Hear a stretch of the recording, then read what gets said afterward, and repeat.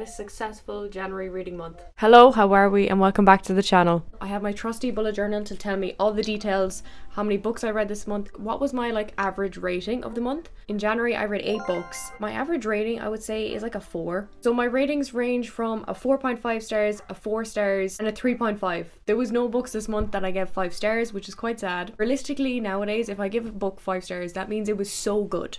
You know what I mean? It boggled my brain. It blew off my fucking socks. The first book I read this month was Heartless by Elsie Silver, and this is in the Chestnut Spring series. This is one of the books I almost gave 5 stars. I was so close. I was this close to giving it 5 stars. I gave this book 4.5 stars out of 5. The first book was Flawless, and I didn't love Flawless that much, so I didn't really have very high expectations then for the rest of the series. This book blew my expectations wholeheartedly. This whole series is like a small town, a farmer, cowboy vibes. So this one follows the main character Willa and Cade is the guy. This guy is such a grumpy guy, but he's so entertaining. But he has a kid and he's looking for a nanny because every single nanny he's had, he didn't like them and they just ended up fancying him and wanting to get with him instead of actually minding his kid. The main character from the first book's friend is basically the love interest in this book, so it's Willa. Willa comes over one day looking for an out from her day-to-day life because she's a bartender in the city and she just wants, a little bit of an escape. And Willa's a really adventurous, carefree, YOLO type of person. She's way different from Cade and I love them together because they balance each other out so much. But she basically nannies Cade's son. It takes a while for him to warm up because he's literally like a ball of ice and she's like sunshine incarnate. It's so good. I highly recommend. I absolutely love the chapters where they have different meanings on the chapter page. Off to a great start of the year. The next book I read was Powerless by Elsie Silver, and this is the next one after Heartless. I give this book 4 stars. Whoa, I can't believe I give this book 4 stars. I might change it to a 3.5. So this one is childhood friends to lovers. In this book, Jasper and Sloane have been best friends since they were 8-9 years old, and she always had a thing for him, but he was a bit older. He didn't want to ruin her teenage years, so he did fancy her at that stage. He did, but he did just nothing about it. So they did nothing about it then for years, even though inside they were both pining after each other. And then Sloane was getting married to another guy. Something bad happened, they didn't get married, and she's now staying at the house, the Chestnut Spring house, the place that everyone goes to find the love of their life. And she went there, she found the love of her life. It's really hard for them to get over the fact that the other person liked the other person the whole time. It was a cute book, definitely did not compare to Heartless, but nevertheless still good vibes. The next book after that was Reckless. We can see the trend here. I'm definitely a person who likes reading series back to back, because the information's fresh in my mind. When the information's fresh in my mind, I feel the best about a series because I know what's happening all the time. It's great. So Reckless by Elsie Silver, the 4th book in this series. This one followed Theo, who is a bull rider, and Winter, who's a doctor in that kind of area field. Once again, she moves to Chestnut Springs because what she's trying to do, she's trying to find the love of her life. And what does she find? The love of her life? Chestnut Spring series is the place where you find your lover. She was in a really terrible marriage with this guy.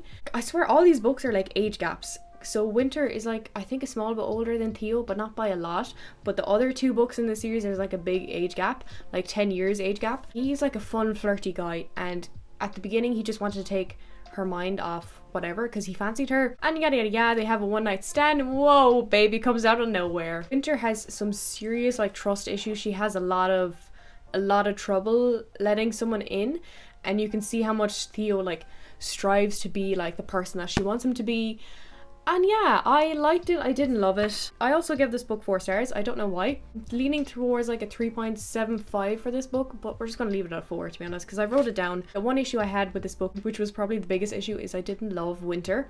I didn't like her. So, and that's really hard to get over when she's the main character. At this point, I was getting sick of reading romances, so I wasn't the biggest fan.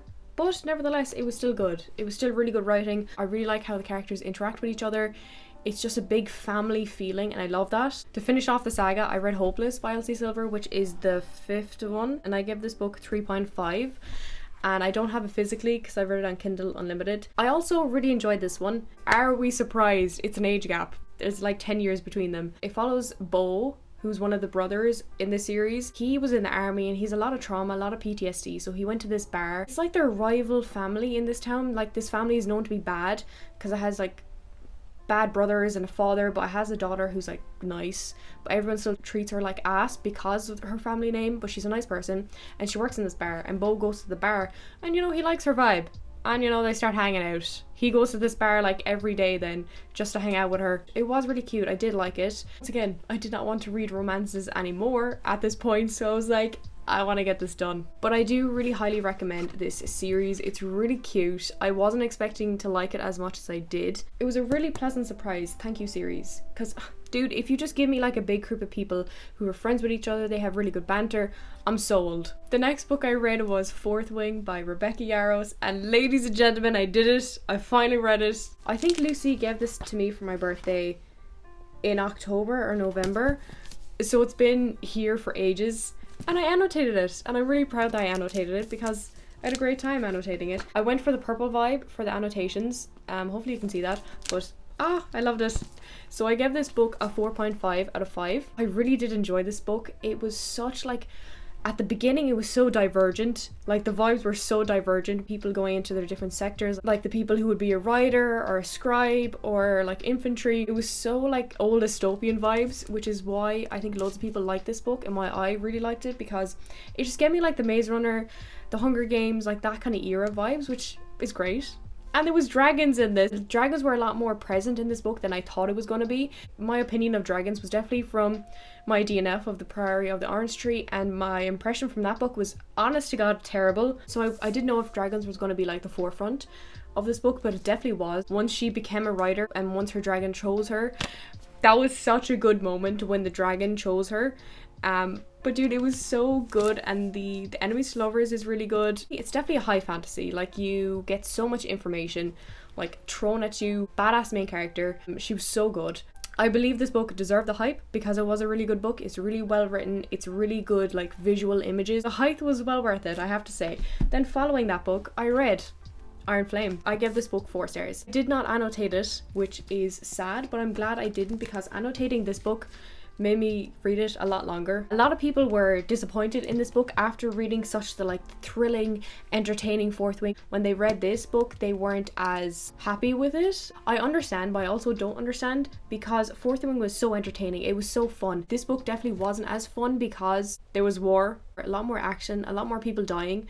It was a lot more realistic in a fantasy realm. After you read Fourth Wing, you knew what was going to happen, so you knew that there was not going to be as fun moments in the book. That kind of pisses me off then, that people were disappointed in this book because they were looking for the fluffy scenes. But dude, they were in war. You know what I mean? What do you mean fluffy scenes? They're in full-blown war. People dying left, right, and center. It's realistic. I really enjoyed it. I didn't love it as much as Fourth Wing, but I still really enjoyed it. I really liked the action scenes. The dragon scenes, once again, were phenomenal. The ending, I was not expecting it at all. I was flabbergasted. I really like the friendship group also in this book, but Violet in this book becomes even more of a badass, and I just love her. She's great. The next book I read was The Shadow Between Us by Trisha Levenseller, and I gave this book 4 stars out of 5. I was not expecting this book to be as good as it is. This book is only like 300 pages, so it's so short. I thought it was a standalone fantasy, but lo and behold, it's not. That is a pet peeve I have. That is a gripe that I have with authors, especially fantasy authors. They initially wanted a book to be a standalone, and it's perfect. This book is perfect as a standalone. And then years later, the author decides to, let's make it a series actually. I hate it so much because I don't read standalones often because I prefer series, but if you intended it to be a standalone and it wraps up as a standalone, there's no need for it to be a series. I don't care how much I maybe want it to be a series. I don't care how everyone wants it to be a series. If you intended it to be a standalone, let it be a standalone. We don't have a lot of standalones in this area because they just turn into series. But nevertheless, I'm going to read the new book that she releases because it's coming out this year. This is a YA fantasy. And it's so, I cannot tell you how much I had so much fun reading this. So the main character, Alessandra, she's a Slytherin. She 100% is. She wants power. She wants to marry the king, then kill him, and then have the kingdom. So that is her goal. So the king obviously he's like 21, so he's in like the courting age, and he's having women go to his castle and for him to find someone. So she goes to the castle. The book definitely starts off really quick. So it's only like a few pages before she's at the castle, which I kind of like because it gets rid of the bullshit, to be honest. She gets the attention of the king very quickly because of how she goes about it. She's so conniving and I love it. I loved Alexandra so much as a character, and I really like the Shadow King, Callias too. Like, them together was really good. They didn't actually get together for a while into this book, which was really interesting to me because of how short it is. I thought they were going to get together really quickly and that they'd start liking each other very quickly, but that wasn't the case at all, which is why I've really enjoyed this book. I can't even tell you how much fun I had reading this book. I highly recommend. If you're getting into fantasy, read it. If you're a veteran in fantasy, read it also. Today is the 29th and I'm planning to finish this book today. It is The Crown of Gilded Bones by Jennifer L. Armentrout. This is the third book in the From Blood and Ash series. The reason I'm trying to finish this today is because Crescent City #3 comes out tomorrow and I want to be fully ready for that book to come out and to read it straight away. I honestly don't know how to feel about this book. The first two books in the series, it's a high fantasy series. I really love the first two, but this one I didn't enjoy as much. There's so much information being said. Already with the two previous books in the series, there's a lot of information, but because there's more revelations, you know, there's hidden heritages in this series, more information needs to be said. But it's just a lot. The main reason I love this series is because of the main character and how she interacted with Hawke and Kieran. There's just so much history that's being said in this book, which I like it to an extent, you know? I am enjoying this book a lot more the further I've gotten into it. I forgot how young she is. She's only like 19 or 18 in this series, which is crazy to me. I think I'm going to give this book a 3.5, unless it's like a really good ending and I'm like, I have to give it a 4, but I feel like the book doesn't deserve a 4 because for this whole time it hasn't been giving me a 4-star feeling. So I'm thinking like a 3.5 or a 3.75 for this book. That was my January wrap up. I had a really like heavy book month, which I enjoyed. I really liked reading these like bigger fantasy books because I just felt great reading them. I hope you enjoyed the video. Hope you got maybe some recommendations. If you got anything from this video, definitely read this book. Read it. It's so good. I will see you guys in my next video.